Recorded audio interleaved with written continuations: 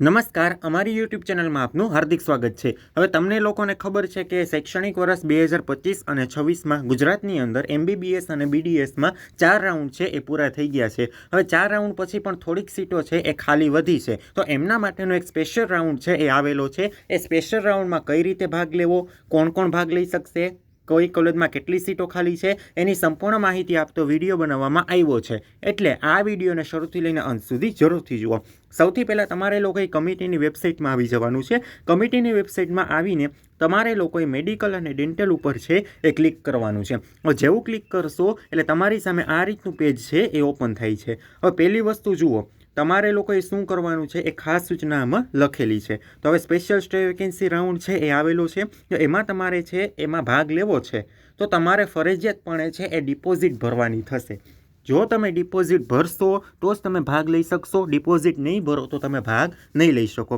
હવે security deposit ભરવાની તારીખ કઈ આપવામાં આવી છે? 18/12/2025થી લઈને 22/12/2025 3 વાગ્યા સુધી છે એ તમે લોકો કરી શકો છો। એના પછી ચોઇસ ફિલિંગ આવી છે એ 22/12/2025થી 24/12/2025, એટલે કે 2 દિવસની અંદર તમે લોકો છે એ ચોઇસ ફિલિંગ પણ કરી શકો।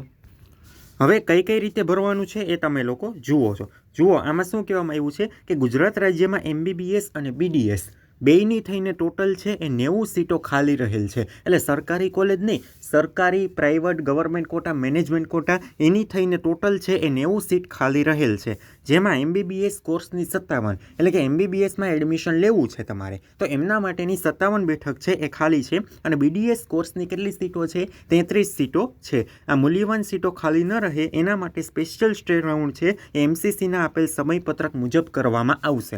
એટલે તમારી ડિપોઝિટનું તો આવી ગયું સ્પેશિયલ। હવે જુઓ, શું તમારે ધ્યાનમાં રાખવાનું છે કે પાત્રતા ધરાવતા વિદ્યાર્થીઓ, હવે જુઓ બધા લોકો એમાં ભાગ નહીં લઈ શકે। કયા કયા ભાગ લઈ શકશે એ હું તમને નીચે સમજાવું। તો જે વિદ્યાર્થીઓ ઇલિજિબલ છે એણે શું કરવાનું છે? પહેલું સ્ટેપમાં એના યુઝર આઈડી અને પાસવર્ડની મદદથી લોગિન કરવાનું રહેશે। તમારો જે યુઝર આઈડી છે, તમારો જે પાસવર્ડ છે એની મદદથી તમારે લોગિન કરવાનું છે। પછી તમારે લોકોએ 3 લાખ રૂપિયાનું ડિપોઝિટ ચલણ છે એ ડાઉનલોડ કરવાનું થશે।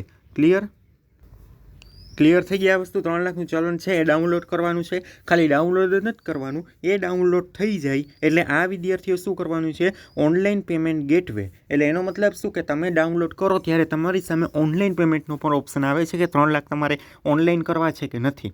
જો તમારે ઓનલાઈન ના કરવા હોય તો તમે રોકડા પણ છે એ કરી શકો છો, અથવા તો ડિમાન્ડ ડ્રાફ્ટ છે એ બનાવી શકો છો। જો ઓનલાઈન કરવું હોય તો તમે ઘરેથી પણ કરી શકો, અથવા તો સાયબર કાફેમાં જાઓ તો પણ તમે તમારા નેટ બેન્કિંગથી કરી શકો છો। હવે માની લો કે તમારે રોકડા ભરવા છે અથવા તો ડિમાન્ડ ડ્રાફ્ટ ભરવો છે તો તમારે શું કરવાનું કે વેબસાઇટ ઉપર અધિકૃત જે HDFC બેંકની શાખામાં છે એ 22/12/2025 બપોરે 3:30 સુધીમાં તમારે છે એ જમા કરાવવાનો રહેશે। ક્લિયર થઈ ગયું? પહેલાં શું કરવાનું? તમારે છે લોગિન કરવાનું, પાસવર્ડ નાખવાનો, એના પછી તમારે એ લોગિન થઈ જાય એના પછી તમારે પહેલાં ચલણ ડાઉનલોડ કરવાનું। જે તમારું ચલણ ડાઉનલોડ થઈ જાય એના પછી તમારી પાસે 2 ઓપ્શન છે।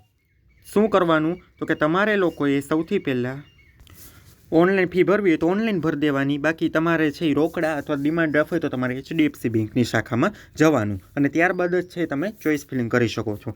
હવે આમાં શું કરવાનું છે? હવે આ કઈ વસ્તુ છે? તો કે તમારું આ ફી ભરાઈ જાય ને 3 લાખ એના પછીની વસ્તુ છે કે તમારી ફી ભરાઈ જાય પછી તમારે જે તમે પ્રોસિજર કરતા થાય કે લોગિન કરીને તમારે નવેસરથી આખી ચોઇસ ફિલિંગ છે એ કરવાની રહેશે। ક્લિયર થઈ ગયું? હવે જુઓ, આમાં તમે ખાસ ધ્યાનમાં રાખો, જો સ્પેશિયલ સ્ટે રાઉન્ડમાં BDS કોર્સની કોઈ સીટ ખાલી રહેશે તો 5મા ઓનલાઈન સ્ટે રાઉન્ડ છે એ કરવામાં આવશે। એટલે આમાં જે એ લોકોએ કંઈ સ્પષ્ટતા નથી કરી કે MBBS નો જ કરશે કે આમાં BDS નો અત્યારે તો લખ્યું છે કે ઇન કેસ BDSમાં જો કોઈ સીટ ખાલી રહેશે તો 5મો રાઉન્ડ છે એ કરવામાં આવશે। હવે આમાં જોઈ લ્યો કે જે ઉમેદવારને છે એ 5મા રાઉન્ડમાં જે આ સ્ટે રાઉન્ડમાં સીટો ફાળવવામાં આવશે અને સમયપત્રક મુજબ ટ્યુશન ફીની ચૂકવણી કરવાની છે અને હેલ્પ સેન્ટર ખાતે છે એ હાજર થવાનું રહેશે। હવે આ વસ્તુ ખાસ ધ્યાનમાં રાખો, જે ઉમેદવારો સ્પેશિયલ રાઉન્ડમાં અલોટ થયેલ બેઠક ઉપર પ્રવેશ કન્ફર્મ કરાવતા નથી તો તેમની સિક્યોરિટી ડિપોઝિટ છે એ જપ્ત કરવામાં આવશે। માની લો કે તમે લોકોએ આ રાઉન્ડમાં 3 લાખ રૂપિયા ભર્યા, આગળ તમે 10,000 તો ભર્યા થાય।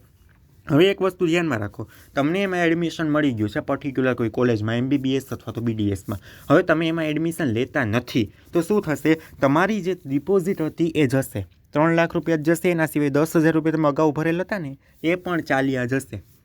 ક્લિયર થઈ ગયું આ વસ્તુ? એટલે આ ધ્યાનમાં ખાસ રાખવાનું છે। તમારી જે કોલેજ જોતી છે માની લો કે MBBSની તમારે જોતી જ નથી તો તમારે એ ચોઇસ ફિલિંગમાં એડ જ નહીં કરવાની. તમારે BDS અભ્યાસક્રમની જોતી જ નથી તો તમારી એડ જ નહીં કરવાની. જે પર્ટિક્યુલર કોલેજમાં તમારી લેવાની ઈચ્છા છે એ જ તમારે એડ કરવાની રહેશે.